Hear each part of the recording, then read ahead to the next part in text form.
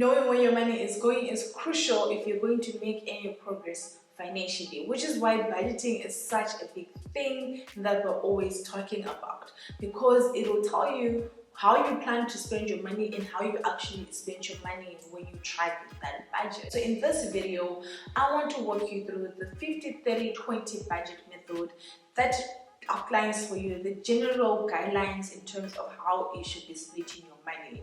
Now, you do not need to follow that budget up to the T, but you can use it as a guideline to determine where certain things should actually fit in and how much money you're willing to spend on certain things, right? So the 50-30-20 budget basically splits your budget into 3 sections, which is your needs, wants, savings / debt repayments. So those are the 3 categories that is divided into. So the biggest chunk, which is the 50%, goes to your needs. So your needs include things like rent or bond repayments, food, electricity, water or Wi-Fi, things like that, right? Those are your needs, things that you cannot live without or that would significantly affect your life.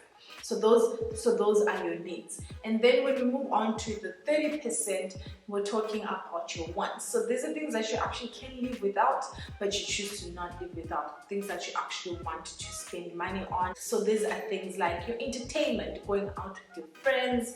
It can be actually going to do your nails, your hair. On the last section, which is your 20%, this is where we're talking about your debt repayments / savings. So this depends on where you are financially. If you have some level of debt, then that 20% should be going towards paying off or paying down that debt at least, right? But if you have no debt, then that 20% goes towards your savings / investments. So that all really depends on where you are financially, and then you can actually decide on whether you need to be saving that money or actually paying off debt. So that is the 50-30-20 budgeting method. It's a pretty straightforward budgeting method. It will help you to actually gauge where you're at in terms of your personal finances and how you're spending your money, and then you can actually start tweaking and changing some of the percentages around to make sure that they actually work for your own personal financial situation.